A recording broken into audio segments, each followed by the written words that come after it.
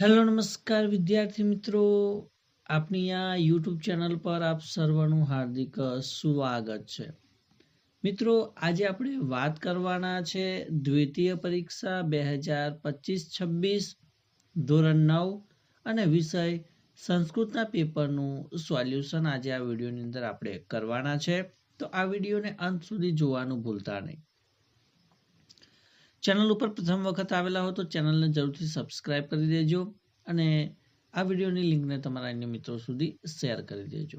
તો વાત કરીશું ધોરણ 9 દ્વિતીય પરીક્ષાની અંદર ખૂબ જ ઉપયોગી થાય એવું મોસ્ટ આઈએમપી પ્રશ્નપત્ર વિષય સંસ્કૃત અને તેનું સંપૂર્ણ સોલ્યુશન. તો વિભાગ એ કે નીચે આપેલા સંસ્કૃત શબ્દોના સાચા અર્થ સામે આપેલા વિકલ્પોમાંથી જવાબ શોધીને લખવાના છે. અલુબ્ધઃ એટલે અહીંયા સાચો ઉત્તર આવશે નિર્લોભી. બીજું છે પ્રસન્નઃ એટલે એનો અર્થ થશે ખુશ. નીચે આપેલા સંસ્કૃત શબ્દનો સમાનાર્થી સંસ્કૃત શબ્દ શોધીને લખવાનો છે. તો તીરે એટલે આ પ્રમાણે જવાબ આવશે કુલે. નીચે આપેલા સંસ્કૃત શબ્દનો વિરોધી સંસ્કૃત શબ્દ લખવાનો છે. તો આહુતઃ તો એનો વિરોધી થશે અનાહુત. ત્યારબાદ નીચે આપેલા શબ્દરૂપોમાંથી પુલ્લિંગ શબ્દ શોધીને આપણે લખવાનો છે. તો અહીંયા શતાબ્દી અને ભાષ્યકારઃ આપેલું છે, એમાંથી પુલ્લિંગ શબ્દ આવશે ભાષ્યકારઃ.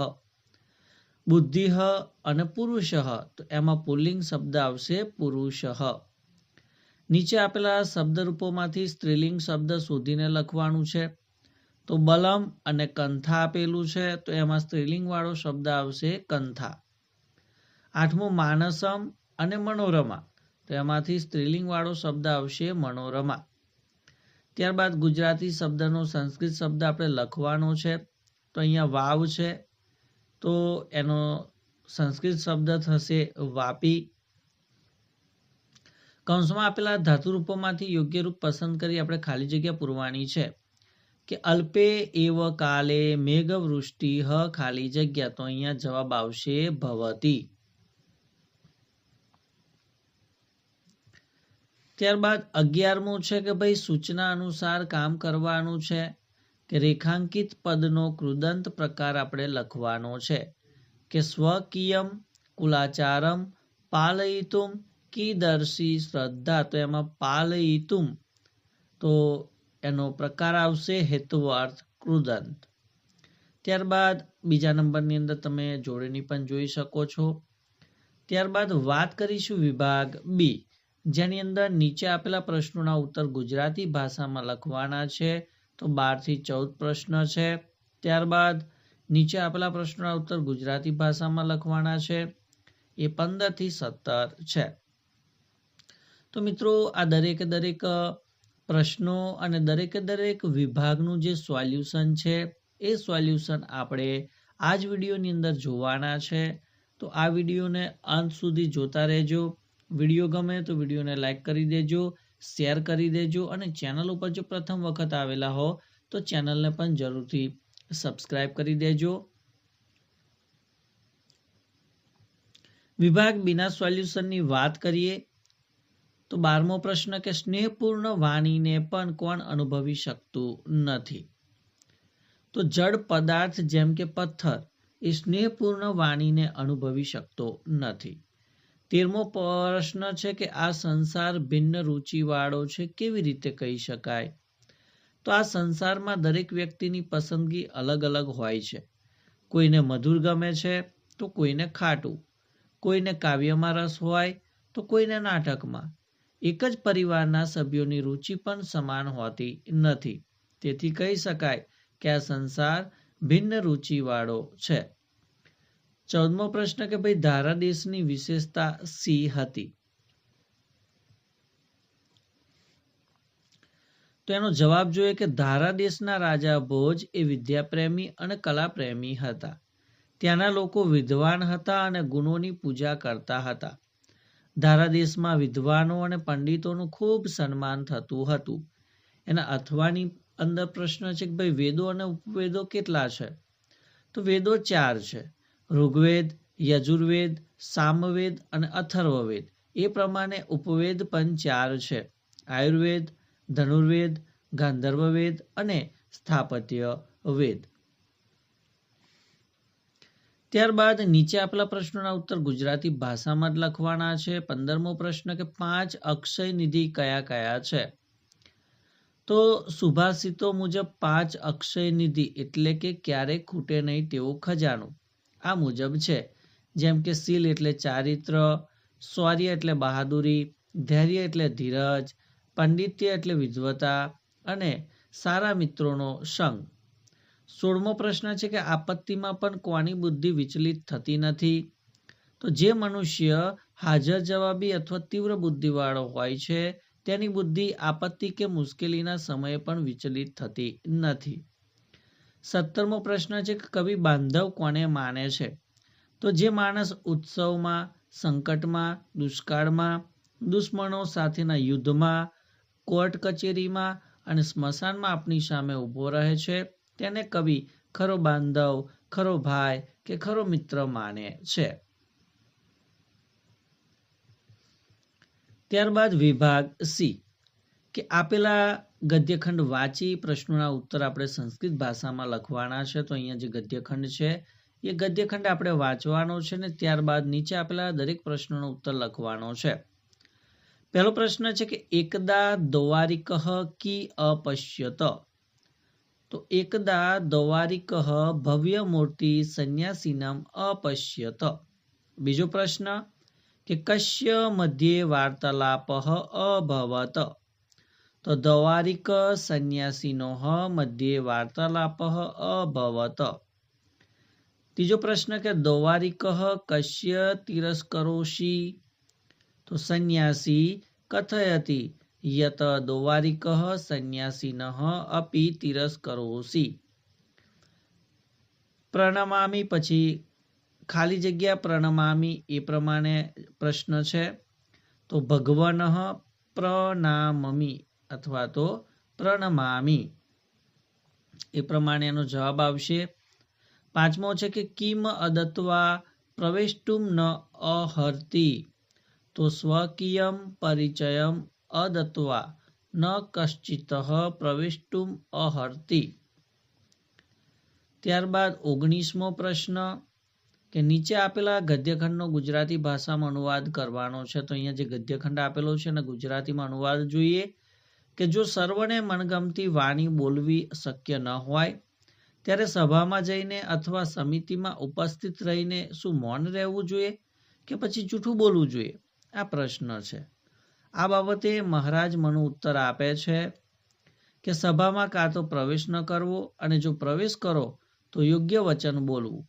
ન બોલનાર એટલે કે મૌન રહેનાર અથવા ખોટું બોલનાર મનુષ્ય પાપી બને છે.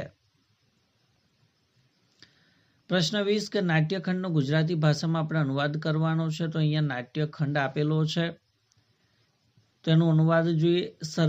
સર્વિલક્ય છે એમ. તો પછી કૂતરાઓ વડે ખવડાવી દેવામાં આવે એટલે કે કૂતરાઓ પાસે ફાડી ખવડાવવો જોઈએ ત્યારે ચારુદત્ત કહે છે ના એવું નહીં. ઉપકાર કરીને હણી નાખવો જોઈએ એટલે કે તેના ઉપર ઉપકાર કરીને તેને છોડી દેવો જોઈએ ત્યારે સર્વિલક કહે છે કે અરે આશ્ચર્ય, હું શું કરું? આર્ય આપ જ કહો. ત્યારે ચારુદત્ત કહે છે તો તેને મુક્ત કરી દો. સર્વિલક કહે છે મુક્ત થઈ જા.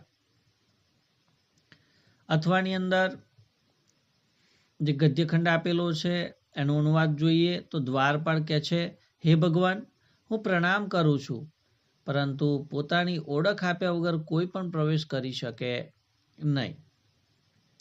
સંન્યાસી કહે છે કે સાચું છે, તારો અપરાધ મેં ક્ષમા કર્યો છે પરંતુ આજથી માંડીને તું સંન્યાસીઓને, પંડિતોને, બ્રહ્મચારીઓને, સ્ત્રીઓને અને બાળકોને રોકી શકે નહીં. 21મો પ્રશ્ન છે કે પદ્યખંડનો ગુજરાતી ભાષામાં અનુવાદ કરવાનો છે. તો અહીંયા પદ્યખંડ આપેલો છે એનો અનુવાદ જોઈએ કે તેને તે વિશાળ વનમાં શિકાર પાછળ દોડતા રહીને મરજી મુજબ રૂપ ધારણ કરનારા ઘણા શૂરવીર રાક્ષસોને હણ્યા હતા. જનસ્થાનમાં થયેલા એટલે કે રાક્ષસોના વધ વિશે સાંભળીને અને ખર તથા દૂષણ નામના રાક્ષસો હણાયા તે જાણીને ત્યાર પછી ક્રોધે ભરાયેલા રાવણ દ્વારા જાનકીનું અપહરણ કરવામાં આવ્યું હતું. અથવાની અંદર બીજો પદ્યખંડ છે, એનો અનુવાદ જોઈએ.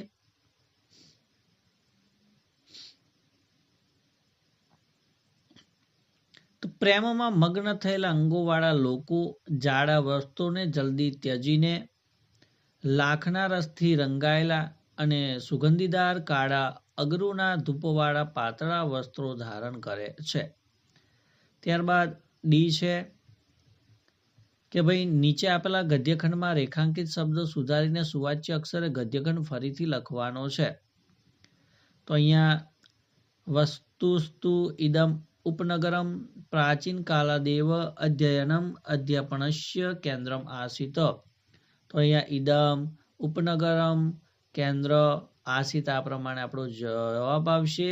ત્યારબાદ શ્લોક પૂર્તિ, અહીંયા 2 શ્લોક આપેલા છે, એની તમારે શ્લોક પૂર્તિ કરવાની છે. 24મો પ્રશ્ન છે કે ભાઈ નીચે આપેલો ગદ્યખંડ વાંચી પ્રશ્નોના ઉત્તર સંસ્કૃત ભાષામાં જ લખવાના છે. તો અહીંયા ગદ્યખંડ છે, પ્રશ્નો સાથે એના જવાબો જોઈએ. તો ઉપમન્યો ગુરુઃ કહ આસીત. તો મહર્ષિ આપોદધૌમ્ય ઉપમન્યો ગુરુ આસીત. બીજું છે કે ઉપમન્યુ ગુરુઃ કસ્મિન વિષય વિસ્તૃત આસીત. તો એનો જવાબ જોઈ લઈએ કે ઉપમન્યો ગુરુઃ મહર્ષિ આપોદધૌમ્ય શ્રુતેન તપસા ઔદાર્યેન ચ વિસ્તૃત આસીત. ચોથું છે મહર્ષિ આપોદધૌમ્ય સ્વભાવેન કીદર્ષ આસીત. તો મહર્ષિ આપોદધૌમ્ય ઉપૃષ્ટાત કઠોર અપી શિષ્યેષુ વૃષામ અસ્નિહયત. ઉપમન્યુ કેન સ્વોદરમ પૂરયતિ સ્મ. તો ઉપમન્યુ ભિક્ષાન્નેન સ્વોદરમ પૂરયતિ સ્મ. ત્યારબાદ 25મો પ્રશ્ન છે, આપણે અર્થ વિસ્તાર કરવાનો છે. તો અહીંયા સને પંથા સને કંથા એ પ્રમાણે આપેલું છે. તો આ સુભાષિતામાં કહેવામાં આવ્યું છે કે જીવનની 5 બાબતો એવી છે જે ઉતાવળ કરવાથી સિદ્ધ થતી નથી, પરંતુ ધીરે ધીરે અને ધૈર્યપૂર્વક કરવાથી જ સફળતા મળે છે. લાંબો રસ્તો કાપવો હોય તો ધીમે ધીમે ચાલવું પડે. જો ખૂબ ઝડપથી દોડવા જઈએ તો જલ્દી થાકી જવાય અને અધવચ્ચે અટકી જવું પડે. જૂના વસ્ત્રોમાંથી ગોદડી સીવવી એ ધીરજનું કામ છે. એક એક ટાંકો વ્યવસ્થિત લેવાય તો જ તે મજબૂત અને સુંદર બને છે. પર્વત ચડતી વખતે ઉતાવળ કરવાથી શ્વાસ ચડી જાય કે પછી અકસ્માતનો ભય રહે છે. ડગલે ને પગલે સાવધાની રાખીને ચડવાથી જ શિખર સર કરી શકાય છે. જ્ઞાન એ કંઈ એક દિવસમાં મળતી વસ્તુ નથી. વર્ષો સુધી સતત અભ્યાસ અને મનન કરવાથી જ પાંડિત્ય પ્રાપ્ત થાય છે. સંપત્તિ ભેગી કરવા માટે સખત મહેનત અને સમય લાગે છે. રાતોરાત અમીર બનવાના લોભમાં માણસ ઘણીવાર ખોટા રસ્તે ચડી જાય છે અથવા નુકસાન ભોગવે છે. ઉતાવળે આંબા ન પાકે, આ કહેવત આ સુભાષિતનો સાર છે. કોઈ પણ મહાન કાર્ય સિદ્ધ કરવા માટે ધીરજ, ખંત અને સતત પ્રયત્ન જરૂરી છે. જે વ્યક્તિ ઉતાવળ કર્યા વગર મક્કમતાથી આગળ વધે છે તેને સફળતા ચોક્કસ મળે છે. અથવાની અંદર જોઈ લઈએ એ સુભાષિત. તો આ સુભાષિતમાં 2 મુખ્ય વાતો પર ભાર મૂકવામાં આવ્યો છે, કે આંતરિક ઉત્સાહ અને યોગ્ય દિશામાં પ્રયત્ન. જે મનુષ્યના હૃદયમાં કાર્ય પ્રત્યે ઉમંગ અને ઉત્સાહ છે તેને ગમે તેટલી મોટી મુશ્કેલી પણ નાની લાગે છે. ઉત્સાહ એક એવી આંતરિક શક્તિ છે જે મનુષ્યને થાકવા દેતી નથી. ઇતિહાસ સાક્ષી છે કે છત્રપતિ શિવાજી મહારાજ કે મહારાણા પ્રતાપ જેવા વીરોએ કેવળ પોતાના અદમ્ય ઉત્સાહના બળે મોટા સામ્રાજ્ય સામે ટક્કર ઝીલી હતી. જેની પાસે ઉત્સાહ છે તેને માટે આ દુનિયામાં કોઈ પણ કામ અસાધ્ય નથી. માત્ર ઉત્સાહ હોવો પૂરતો નથી, પણ તે ઉત્સાહને યોગ્ય માર્ગે વાળવો જરૂરી છે. સુભાષિતકાર કહે છે કે જો પ્રયત્નો યોગ્ય રીતે આરંભવામાં આવે તો તે ચોક્કસ ફળે છે. આડેધડ મહેનત કરવાને બદલે આયોજનબદ્ધ રીતે કામ કરવામાં આવે તો હંમેશા સફળતા મળે છે. આ સુભાષિત આપણને શીખવે છે કે નિરાશા અને આળસ એ પ્રગતિના શત્રુ છે. મનમાં હું આ કરી શકીશ એવો આત્મવિશ્વાસ અને ઉત્સાહ રાખવો જોઈએ. જ્યારે આપણે હકારાત્મક ઉર્જા સાથે અને યોગ્ય પદ્ધતિથી કાર્યની શરૂઆત કરીએ છીએ ત્યારે વિઘ્નો આપોઆપ દૂર થઈ જાય છે. ટૂંકમાં અડગ મનના મુસાફરને હિમાલય પણ નડતો નથી. તો વિદ્યાર્થી મિત્રો, આ હતું ધોરણ 9 દ્વિતીય પરીક્ષા માટે મોસ્ટ આઈએમપી વિષય સંસ્કૃતના પેપરનું સંપૂર્ણ સોલ્યુશન. વિડીયો ચોક્કસથી ગમ્યો હશે તો વિડીયોને લાઈક કરી દેજો, શેર કરી દેજો અને ચેનલ ઉપર જો પ્રથમ વખત આવેલા હો તો ચેનલને સબસ્ક્રાઇબ કરી દેજો. Thank you. આભાર.